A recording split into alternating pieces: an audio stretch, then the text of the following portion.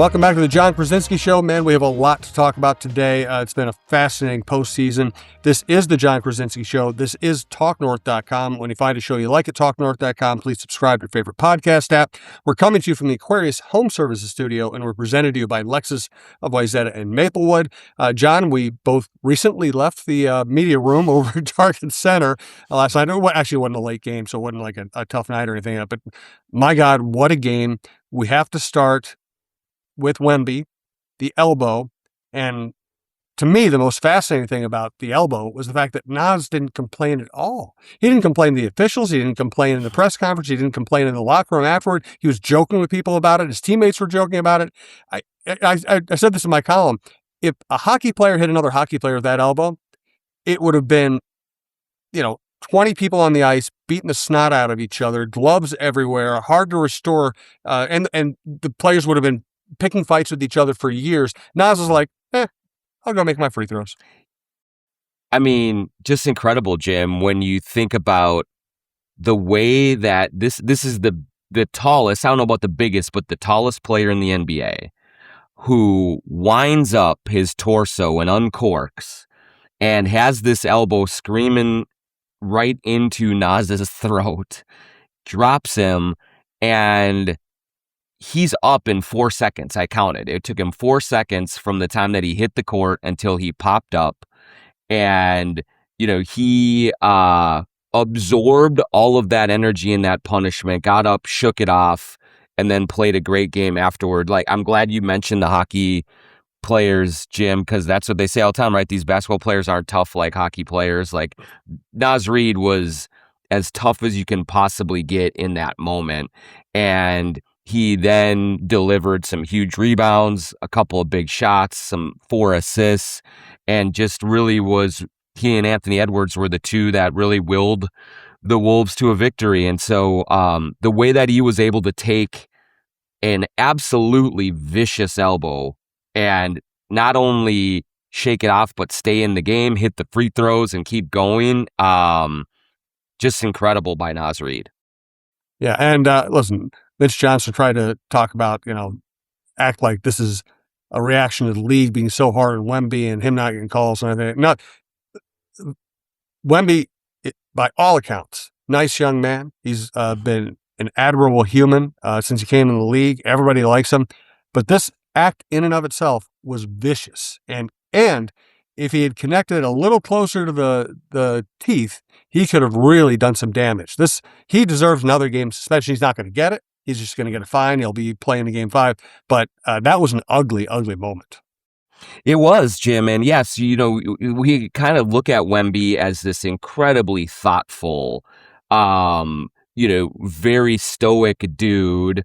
He went and visited the monks in the off season. He's this worldly, intelligent, amazing, frankly, person that has kind of come into this league and taken it by storm. And in that moment, he was reckless. He was vicious. He was violent. He was all those things. Now, I will say this has been an incredibly physical series. It is clear that one of the things the Timberwolves are trying to do to neutralize a player who is absolutely unstoppable when he is rolling is to put a body on him, is to, kind of bother him physically, to get, some shots in when they can, very much like Shaq was defended back in the day. And so you could tell in that moment that it had gotten under Wembanyama's skin, and that when he kind of took that little pause before he wound up and went into Nas Reed, he was thinking about how frustrated that he was. And it was incredibly out of character. I don't think he will be suspended because this is a first offense of his, really. He is not Draymond Green. He has not been, Dylan Brooks or Lou Dort or any of those players with a history of violent or reckless acts and behavior. And so, I think the league will give him the benefit of the doubt on that. But that does not, it doesn't justify his action. And it's very possible that he was fouled by Nas and Jaden on that possession, that he has been kind of beaten on for a lot of this series. And if you asked Rudy, he's getting beaten on as well. If you ask Julius Randle, he's getting beaten on as well. This is just the way that it's been called. And so him losing his cool in that moment kind of is a reminder of he is still very young. He is still kind of figuring all of this out. And even as mature as he often is, like, he lost his cool and he did cost his team a chance to take a 3-1 lead and effectively end the series. So we'll see what happens going forward. But it was a justifiable ejection for sure. And it was a reckless moment for a player who has not been reckless to start his career. Also, he's got to pick his targets better. Jaden was the guy who was draped all over him, and he hit Nas. That ain't right. Hit Jaden. Right. I think and it was funny. Like, you watch it, and he has the ball in his hands. Nas is right there, and he looks over his shoulder a little bit, and then lets it fly. And I'm not sure exactly what was going through his head in that moment, but to see Dylan Harper's reaction too was just like, he goes, everyone knew. And as much as Nas took the hit in stride when Wemby figured out that he was ejected, like, I don't think that he could argue it either. He got up and he high-fived his teammates and he went and he left the arena. No argument there, or left the floor. And he will certainly learn from this. I think it will make for a very tense Game 5. We'll be watching very closely how everyone interacts and how he is whistled and all of those things. But it was shocking, to be frank, Jim, because of all of the things and scenarios that were playing out in my head going into that game about what could happen. Victor Wembanyama losing his cool the way that he did and getting ejected was not on my bingo card. And to the Spurs' credit, they really weathered the storm and played incredibly well to stay in it.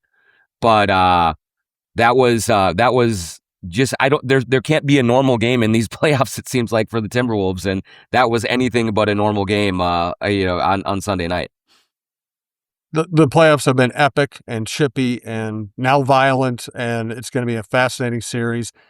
Just make sure you watch this show, The Jon Krawczynski Show, on YouTube, and follow The Jon Krawczynski Show on Instagram and Facebook so you'll see each episode as it is released. Check out the other great shows at TalkNorth.com, including Worst Seats in the House with Russo and LaPanta, Gorgon Hockey, Alec Lewis Show on the Vikings, the Viking Update Show with John, myself, and sometimes Alec Lewis. This week, Alec Lewis and myself will be doing it. Jeff Diamond's show, the former Vikings general manager. We just have Rosen's show, Mark Dunn, Mitchell's show. We have so much good stuff there. Check it out. And if you like outdoor content, we have outdoor content too. I was impressed with the way the Spurs played without Wemby. And then, of course, you look up and they were 12-6 in the regular season without him. They won a playoff game without him. Obviously, you're better with Wemby. Nobody should ever try to make the case they're not. But this is such a good young core of players, and they have such good athletic guards, and they can push pace when Wemby's not on the court. If they'd shot the three a little bit better, they'd probably win that game. Yeah, absolutely, Jim. I mean, I just the overwhelming feeling that I had walking out of the building on Sunday evening or on Sunday night was that I don't know what's going to happen in this series, and certainly I think the Spurs in general have been the better team for the first 4 games of this series. But I can tell you what, in the next 2 years, I mean, this team is going to be an absolute monster. If they're not already, they could win the title this year. I don't discount that at all. But the way that Stephon Castle and Dylan Harper and then Wemby and these young guys are exploding onto this playoff scene and looking every bit capable of winning this whole damn thing right now. It's jaw-dropping. We saw a determination in San Antonio after Wembanyama left that I think maybe surprised the Wolves a little bit, although it shouldn't have. But these dudes can go. And so, when they are 24 or 25, as Ant is now, my gosh, like, I don't know how you're going to beat them. So, like, it's almost like, man, Timberwolves, you better win this series. Do everything you can, because how many more bites at the apple are you going to have? Because this group is ferocious and disciplined and smart and all of the things that you want. And so I was incredibly impressed with how they handled themselves after losing, the center of their universe. And they kind of shifted gears, played even faster, and damn near stole that thing. Yes. Hey, we want to welcome a new sponsor, Great Clips. Yes, we're coming to the Aquarius Home Services Studios. We also want to thank, again, a newer sponsor and a great sponsor, Great Clips. Life comes with a lot of things to remember, and Great Clips doesn't think your haircut should be one of them. That's why I use Clip Notes to save my haircut details, so no matter which stylist I see or Great Clips I visit, it's easy to feel like the best version of me. So do yourself a favor, say goodbye to guesswork, and hello to a great haircut every time. Download the app today. Great Clips. It's going to be great. Well, so we do want to thank Aquarius Home Services. Is your water leaving white scale, smelling funky, or making you a bit suspicious of what's in it? One call to Aquarius Home Services, your authorized independent Connecticut dealer, means worry-free water for your home and family. Schedule your free water test today and experience the Connecticut difference for just $9.95 per month for the first 3 months. Aquarius Home Services. One call, problem solved. Earning the right to be recommended. Schedule today at AquariusHomeservices.com. And now here's John for Lexus of Wayzata and Maplewood, which also sponsors Mark Rosen's show on this network. If you're in the market for a new luxury vehicle, look no further than our good friend Charlie Swanson at Lexus. Whether you're on the west or the east side of the Twin Cities, they've got you covered with 2 great locations, Lexus of Wayzata and Lexus of Maplewood. Check out the all-new Lexus TX, a spacious SUV with 3 rows of seating and plenty of room for all your gear. Head over to lexusofwayzata.com or lexusofmaplewood.com for details and to find your next ride today. There's been some chirping on the internet about the way Finch handled the end of game situation. They talked about it after the game a little bit. It sounded like Ant was gassed. What do you think? Is that a fair criticism? Should they have done something better? Did the Spurs just play them well? What did you see? Yeah, I mean, there were a couple of things. I do think that there were some things that Finch could have done better for sure. I wondered about having Mike Conley in the game as another ball handler. Yeah. This is a team right now that is short on ball handling, especially because at that point in the game, I don't think Anthony Edwards wanted to catch the ball in the backcourt and take it into the front court. I think he was really tired. I think his knees were probably aching a little bit. He was not the same kind of reliable option that he normally is. And I do think that Ayo sort of got caught in no man's land a little bit and was in the wrong place. And so could Finch have had Conley out there? Maybe.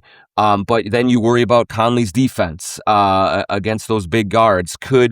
I think one thing he absolutely could have done with, I think, about 20 seconds left was call a timeout to advance the ball across half court rather than force Ayo to try and get the ball over half court. It may have been a little early for his last time out in a close game, but I think if you get it over half court, you get it into the front court, you get a couple of free throws, you go up 7 points, it's probably not as tense as it was. So yeah, I don't think Finch, had the greatest finish to the game. Similarly to game 3, where he probably should have had Terrence Shannon Jr. in at the end of the game, or down the stretch a little bit more than he did. He's also really kind of working with limitations on his roster right now. And, Bones Highland has gotten a little bit bullied in this series. Ant is hurt. Ayo is coming back and is not fully healthy from his calf. They're just Dante is out. And so there's a lot of holes that he's trying to fill, on a possession by possession basis. And I don't know that there's a perfect answer, but I do think that he probably could have helped things out by calling that timeout and getting it across half court and then just calming everything down there. Instead, they needed a prayer of a pass from Jaden McDaniels to Ayo Dosunmu and an unbelievable sort of securing of the ball to really like kind of snuff out any chance of a collapse there. It was ugly, but I think that's just what this Timberwolves team is right now. They are kind of trying to patch things together, and it's just, it's just hold on for dear life right now. I also think the challenge on Fox apparently stepping on the baseline before hitting Edwards in the leg with the ball that failed cost Finch a timeout that he really could have used. And I thought, looking at the replay, that Fox was out of bounds, but I also understand it was really hard to be sure that he was touching the out of bounds. Yeah, and I'll say this, like Jeff Newton, their replay review kind of guy, is legit one of the best in the league. He's had an unbelievable season and a really, really good series with like picking the right plays to challenge. That one, I didn't see the necessity to challenge it, because if you remember, there was only 5 seconds left on the shot clock for the Spurs. Yep. Had they won the challenge, they would have gotten possession, but wouldn't have taken points off the board. And so I just, and it was really close. And so I was a little bit dubious that it was going to get overturned. And so that was probably, one of those that they would like to have back. But by and large, Newton and Finch have been terrific in replay reviews and challenges all season long and in the playoffs. And that one, that was probably a mistake, and that did cost them. You're right, because I do think that Finch was trying to hold on to that last time out just in case disaster struck, and it almost did. Yeah. Let's go back to Nas. Not only did he take the vicious elbow from Wembanyama, he took a shoulder to the face right after that, right to the face again. And again, didn't complain. He was hurt. He was bent over in the backcourt. So it obviously hurt a lot, but he didn't complain. And both cases just went and made his free throws. He also twisted his ankle late in the game, refused to come out. And we already know he's playing with a bad right shoulder. Mm-hmm. I mean, both Rudy Gobert and Julius Randle said to me that, he's just a warrior, and that's who he is. Like, I mean, he embodies the toughness of this group, and one of the defining characteristics of this team right now is toughness and resilience.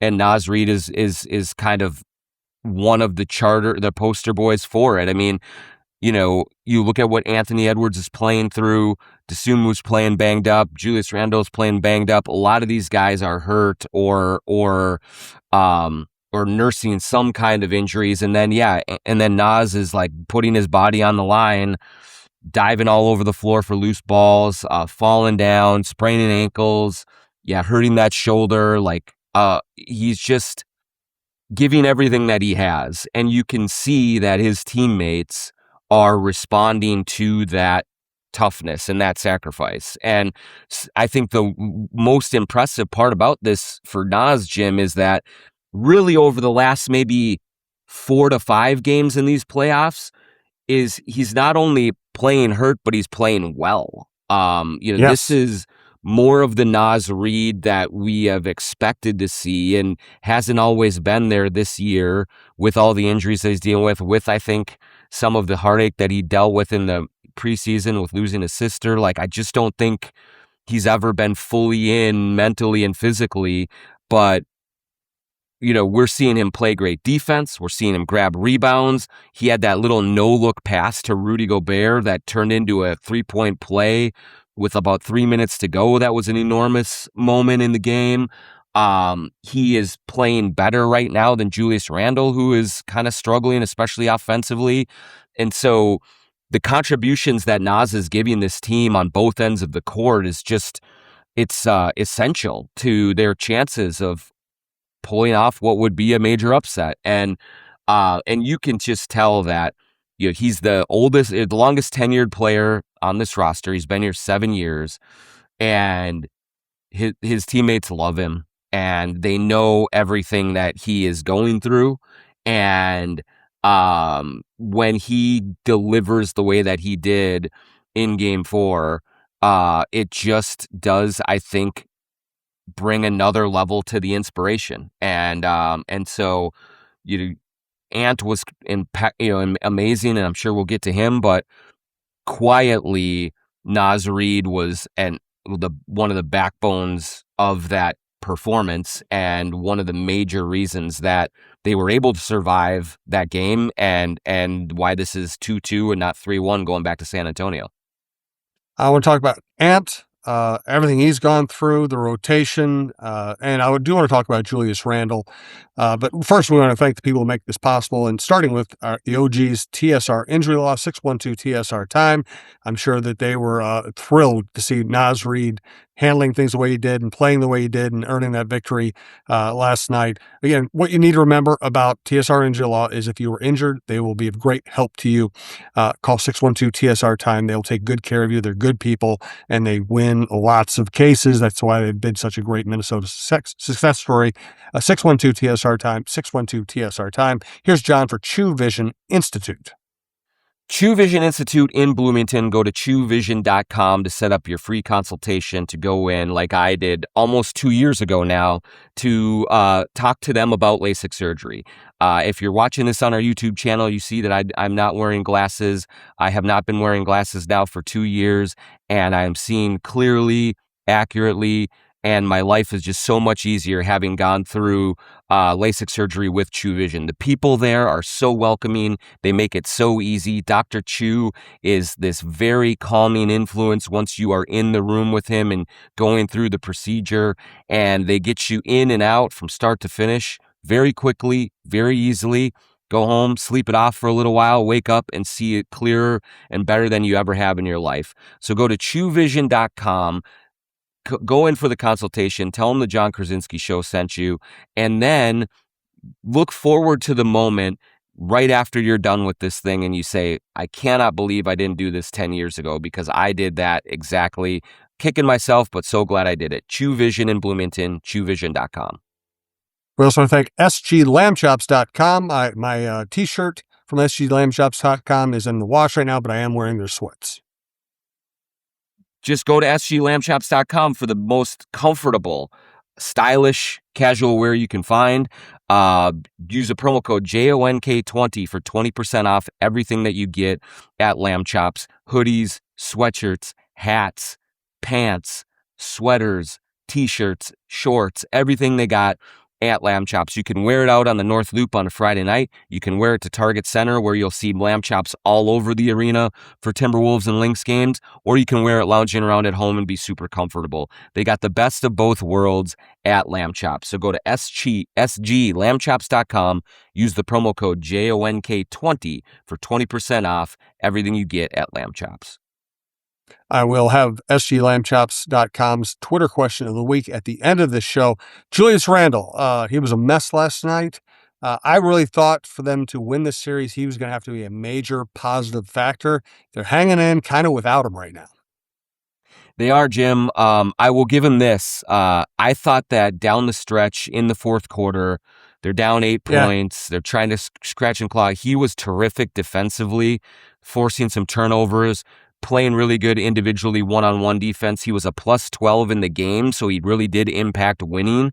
But to your point, just the turnovers offensively are really glaring right now. This is a San Antonio defense that is very active with their hands, very athletic, similar to Oklahoma City in that way. And those are the kinds of defenses that do give Julius Randle the most trouble. He is kind of getting caught in double teams. He's not making the decisions quite quick enough, and his handle is a little bit loose right now, and it's just kind of giving away opportunities for the Timberwolves. So if they are going to win 2 more games in this series, I really do believe they are going to need a much cleaner performance from Julius Randle. That's just the plain and simple. He is so important to what they do as a playmaker, as a rebounder, as a scorer, that I just don't think they can survive against a 62-win team without him being better offensively. I think he's capable of it. I think he can do it, but he played well in game 1. The last 3 games, though, have been really rough for Randle from a shot-making standpoint, from a turnover standpoint. And, he's digging deep when they need him defensively, but they just need a whole lot more from him on the offensive end to take some of that pressure off of Anthony Edwards. And let's talk about Anthony Edwards. Really endearing post-game press conference with him. Endearing, first of all, to see him play that hard, given the circumstances. He probably wasn't supposed to play in this series till Game 4. He plays the first 3 games, and then he helps them. He's a major factor in them winning Game 4. He played great. He took the big shots. And then post-game press conference, he said, it's Mother's Day. This is for my mother, who he lost about, 11 years ago. And, somebody starts asking him questions about his game. He says, no, I want to talk about my teammates. He relentlessly praises the people he works with in the organization, his teammates. He's not the most accessible superstar. You don't get him whenever you want. But when he does talk, he usually handles himself. Either A, he handles himself really well and says all the right things, or he's just hilariously unfiltered. Yeah, and I'll say the thing that stuck out to me the most in that press conference after the game was the one place that he almost never goes is the family background. I will say this about him, and one of the things that is very genuine about him is that he is a guy with an unbelievable backstory where he loses his grandmother and his mother in the same year when he was 14 years old to cancer. And there are a lot of people, and it would be fine, that would make that a real front and center part of their journey, of a public part of their experience. And he would share that, and he would he would talk about kind of what that meant. He has always been very private with that. He doesn't want to draw more attention to his backstory. He doesn't want to open a vein and be vulnerable in public that way. And that's just the way that he's preferred to handle it. And so it really did strike me when he volunteered that he was playing that game with his mother on his mind, with not wanting to let her down. And then, my colleague Marcus Thompson followed up with him, and he kind of gave an answer about how his circle has helped kind of sustain him through everything that he has been through. And then he quickly said, that's enough about me. We're going on to, let's talk about the team.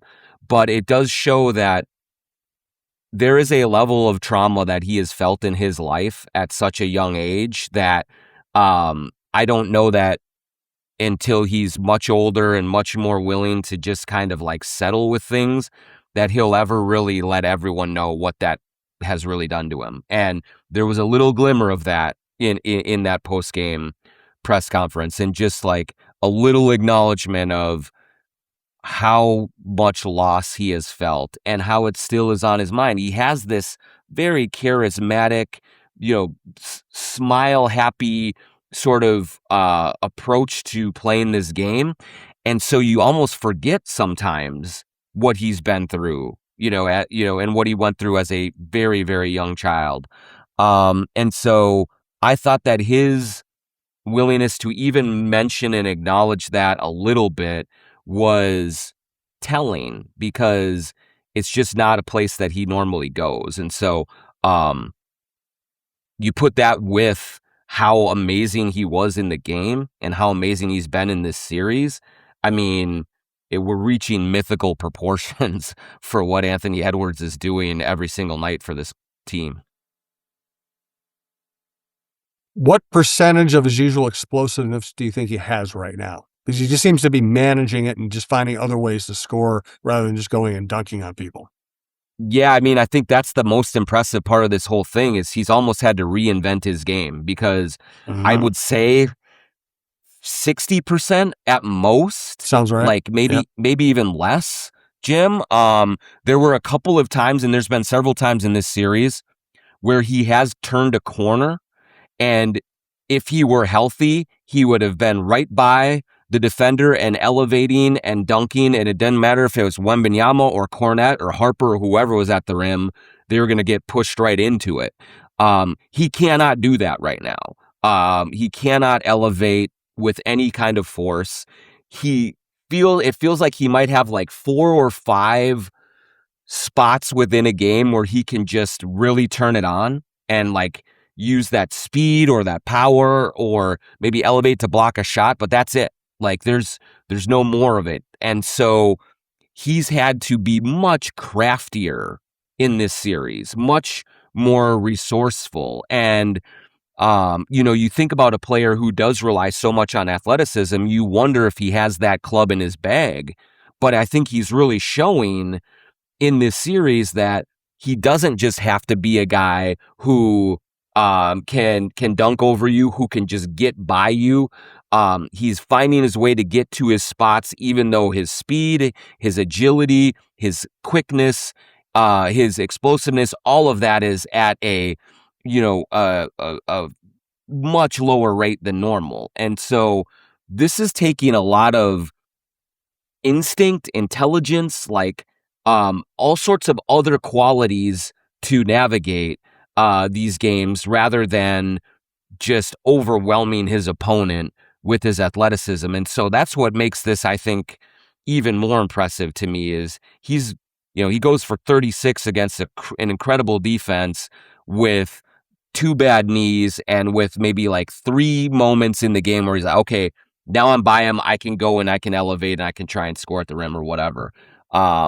So we're seeing another side of him that we haven't seen before because of the physical limitations. I think I'm seeing him do something new. You tell me if it's new or if I'm just now noticing it. Looks to me like now when he's trying to turn the corner on a good defender, the defender's staying on his shoulder, he's almost throwing the dribble ahead and going and getting it to create separation. If that's new, that's a remarkable thing to do because he's usually doing it in the paint with 8 bodies around him, and it's actually worked. Yeah, it has, and it's dangerous, Jim. I do think so. Yep. These Spurs defenders are very handsy and very like they can get in the gaps and they're quick and they can respond well. But like it feels like that's a choice of last resort. Like this is all I got, and so I'm gonna go for it. And it is a chance that he is taking, and it is generally paying off for him. And I just don't know. I hope, Jim, whenever this run ends, whether it's this round, next round, the finals, whatever, I do hope that at some point he does at least kind of open the door a little bit more on how he is feeling and what it is taking for him every single night to get physically ready to play and pick his spots to go. Because he right now, to his credit, he is just saying, I feel fine. I feel good. I'm ready. He does not feel fine. He's lying. He is not good. Yes, he is lying through his teeth. But my gosh, like when you see the look in his eyes, like when he hit that 3 that got him within 3 in the 4th and they took a timeout and he comes over to his brother on the sideline and is spitting fire, like it's whatever you would think of what Kirby Puckett did, what Kevin Garnett did, what all of these guys, all of the most ultra competitive dudes did to manufacture and will their team forward. And Ant is trying to do that right now, and he's being successful in it. And I don't know how long it's going to hold up, but watching it in real time happen is just breathtaking. Let's also separate, like Kirby Puckett, what he did in Game 6 in 91, was incredible. But baseball's different. He couldn't choose to come up at the right time. He couldn't choose to have a ball hit to the center field wall where it's just where he can barely reach it. He had to take advantage of situations. The two places in modern American sports where you can really be a superstar and just take control of a big game is NFL quarterback and NBA superstar. Because you have the ball. You can make the decision. You can make the play. You can win or lose the game for your team. So what he's doing, I will never discount what Puckett did in that game, but Ant is just doing it. He's taking over a game by force of will. In baseball, you just have to hope things work out. Yeah, you're right, Jim. That's what I felt while I was watching it happen in the game. They're down 8 points. Like, they're going to lose this game, and it's going to be 3-1, and they're going to lose the series. Like, they are at home. Wembanyama is out, and these Spurs dudes are coming for their necks. And what Anthony Edwards did was take the game from them. Like, there was no real mistakes by the Spurs. There was no blunders that opened the door for the Wolves to get back in it. Fox and missed some shots, of course, but like Harper and Castle and these guys were playing really, really well.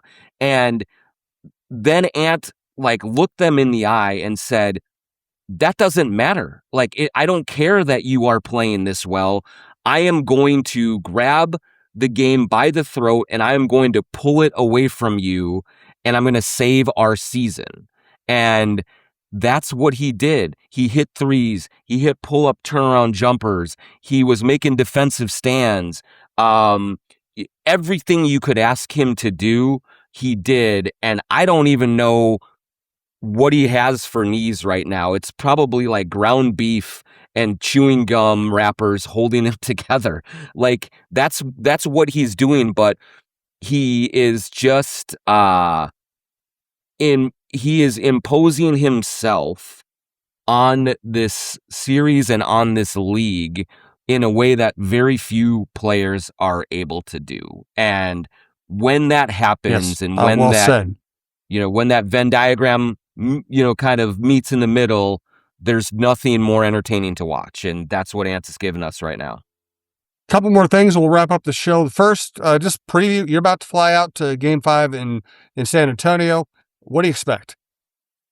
I don't know, man. I would expect that it's going to be an absolutely hostile environment. I know Spurs fans are very upset at the way that the Wolves have been physical in this series. I will tell you that the Spurs are just as physical with Anthony Edwards, with Rudy Gobert, but they saw Wembanyama get ejected. They feel wronged, and it's going to be an absolute hornet's nest in there. Wembanyama is going to be incredibly motivated. And they are going to try to knock the Wolves out in the first 5 minutes. I guarantee it. And so the Wolves are going to have to weather an enormous storm to just kind of hang in there. But they have won in that building before. Maybe they can harness that anger or that energy in the Spurs and redirect it in another way. I do think, Jim, one little bit of a chink in the armor of Wemby right now is that he reminds me a little bit of Anthony Edwards earlier in his career, where there is this taste for the jugular, which is so admirable, but sometimes he wants it too badly and he takes a shot that he shouldn't take. Or, in game 1, I think he overextended himself too much in the first few minutes of the game, and then he didn't have gas in the fourth quarter to finish it out. And so how Wembanyama manages those emotions and all of that energy and that kind of yearning to atone for his mistake, maybe the Wolves can use that to their advantage and be the cooler heads and wear the Spurs down that way. That to me is their only avenue to steal that game and put them in position to close it out in 6. Because I just think that the Spurs are going to be so fired up and they are going to be coming at the Wolves with everything, and just surviving in that game, I think, is going to have to be the biggest goal for the Wolves, and then just see what happens in game 6. Let's get to our sglambchops.com Twitter question of the week. A reminder, if you know anybody who wants to sponsor the show, benefit from advertising on the show, you can reach out to our Vice President of Business Development. That's Tammy Henderson, thenderson@talknorth.com. Also a reminder of the many shows that I recommend around this team. I actually think we are among the few people who can make thinking and talking about the Twins right now fun.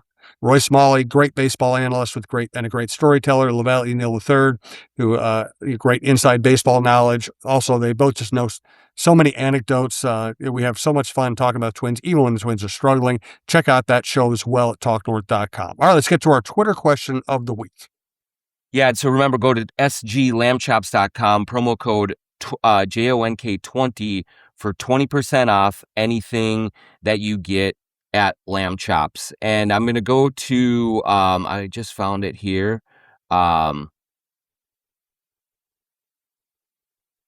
Okay, from Wolves Hype here, with how painful and costly end of the game inbounding errors are for this team, what did the Timberwolves need to do to fix this massive issue, and why is it Joe Ingles?